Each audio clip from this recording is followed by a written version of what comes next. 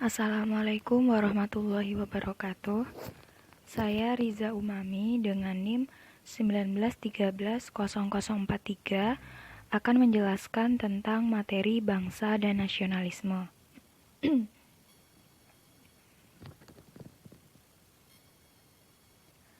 Bangsa atau nation berasal dari bahasa Latin nasci yang berarti lahir, adalah fenomena kompleks yang dibentuk oleh sekumpulan faktor. Sedangkan secara kultural, sebuah bangsa adalah sebuah kelompok masyarakat yang disatukan oleh sebuah bahasa, agama, sejarah, dan tradisi yang sama. Meskipun bangsa-bangsa memperlihatkan beragam tingkat heterogenitas kultural. Secara politis, sebuah bangsa adalah sebuah kelompok masyarakat yang menganggap diri mereka sebagai sebuah komunitas politik yang alami. Secara klasik diekspresikan melalui usaha-usaha untuk mencapai kenegaraan yang berdaulat. Dan secara psikologis, sebuah bangsa adalah sekelompok masyarakat yang dicirikan oleh sebuah loyalitas atau rasa cinta bersama dalam bentuk patriotisme. Sebuah bangsa melihat dirinya sendiri sebagai komunitas politik yang khas atau terpisah.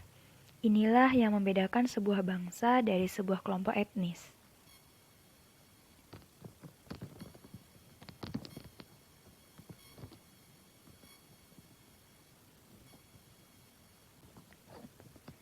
Kelompok etnis tidak diragukan lagi memiliki sebuah identitas komunal dan sebuah rasa kebanggaan kultural. Tetapi tidak seperti sebuah bangsa, ia tidak memiliki aspirasi politik yang bersifat kolektif. Bangsa sebagai komunitas kebudayaan. Menurut Hider, tiap-tiap bangsa memiliki sebuah Volkes. Dalam bahasa Jerman, artinya spirit dari masyarakat, atau identitas organik dari sebuah masyarakat yang tercermin dalam kebudayaan mereka, dan terutama bahasa mereka, yang memperlihatkan dirinya dalam bentuk lagu, mitos, dan legenda, menyediakan sumber kreativitas bagi sebuah bangsa.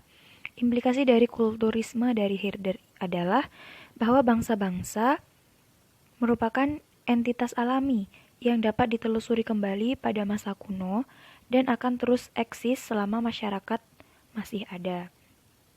Jadi pandangan dalam perspektif ini, pembagian umat manusia menjadi bangsa mencerminkan naluri manusia untuk berdekatan dengan orang yang memiliki kebudayaan, latar belakang, dan gaya hidup yang serupa dengan mereka.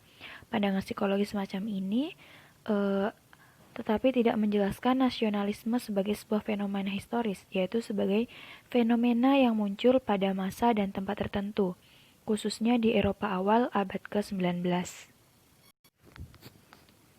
Sejarawan Jerman Friedrich Meinecke mengartikan bahwasanya bangsa-bangsa kebudayaan dicirikan oleh tingkat homogenitas etnis yang tinggi.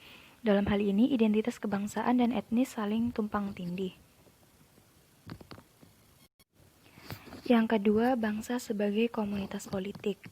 Bangsa secara esensial merupakan entitas politik yang menekankan loyalitas sipil dari kesetiaan politik daripada identitas kebudayaan. Bangsa dianggap sebagai sebuah kelompok masyarakat yang disatukan terutama oleh kewarganegaraan yang sama, tanpa memandang kebudayaan, etnis, dan loyalitas lain. Kontroversi selalu melingkupi karakter politik dari nasionalisme. Di satu sisi, nasionalisme dapat tampak sebagai sebuah kekuatan progresif dan membebaskan yang menawarkan prospek persatuan dan kemerdekaan nasional. Di sisi lain, ia bisa tampak sebagai sebuah kredo yang irasional dan reaksioner yang memungkinkan para pemimpin politik untuk menjalankan kebijakan ekspansi militer dan perang atas nama kepentingan bangsa. Pada berbagai masa, nasionalisme ini bisa bersifat progresif dan reaksioner, demokratis dan otoritarian, membebaskan dan menindas, dan sayap kanan dan sayap kiri. Nasionalisme sebagai sebuah jalinan ajaran-ajaran yang memiliki satu karakteristik yang sama masing-masing dengan caranya sendiri mengakui peran politik bangsa. Nasionalisme dibentuk oleh cita-cita politik dari mereka yang mendukungnya dalam cara-cara mereka yang berbeda. Kelompok-kelompok liberal, konservatif, sosialis, fasis, dan bahkan komunis telah tertarik kepada nasionalisme. Dalam pengertian ini, nasionalisme merupakan sebuah ideologi yang saling berpotongan. Manifesti politik utama dari nasionalisme ada 4. Yang pertama ada nasionalisme liberal, yang kedua nasionalisme konservatif, yang ketiga nasionalisme ekspansionis, dan yang terakhir nasionalisme antikolonial. Yang pertama adalah nasionalisme liberal. Nasionalisme liberal ini didasarkan pada asumsi dasar bahwa umat manusia secara alami terbagi menjadi sekumpulan bangsa-bangsa, masing-masing memiliki sebuah identitas yang terpisah. Karenanya, bangsa-bangsa merupakan sebuah komunitas-komunitas yang murni dan organik, bukan ciptaan atau buatan dari para pemimpin politik atau kelas-kelas yang berkuasa. Tema khas dari nasionalisme liberal ini ia terlihat seperti menghubungkan ide tentang bangsa dengan sebuah keyakinan terhadap kedaulatan rakyat yang sepenuhnya berasal dari Rousseau.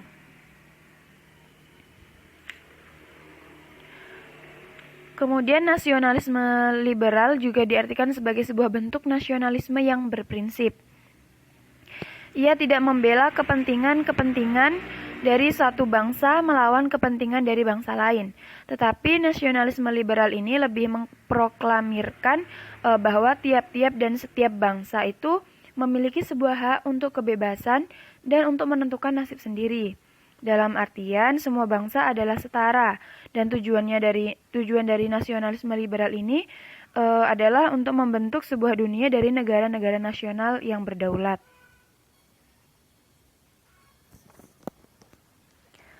Kemudian nasionalisme liberal ini memandang bahwasanya nasionalisme itu tidak dipandang sebagai sebuah sumber ketidakpercayaan, kecurigaan, dan persaingan. Justru nasionalisme itu sebuah kekuatan yang mampu mendorong persatuan di dalam tiap-tiap bangsa dan persahabatan di antara bangsa-bangsa berdasarkan sikap saling menghargai terhadap hak-hak dan ciri-ciri khas dari bangsa-bangsa.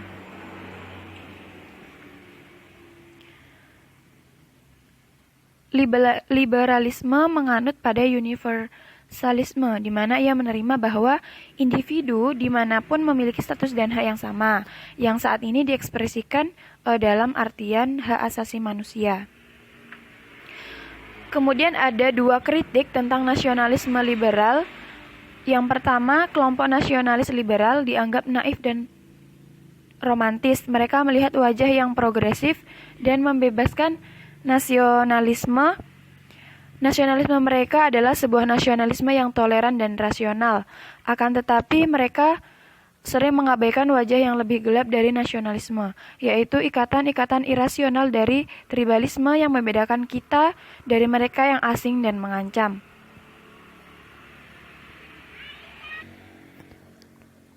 Kedua, tujuan dari nasionalisme liberal adalah membangun sebuah dunia dari negara-negara nasional.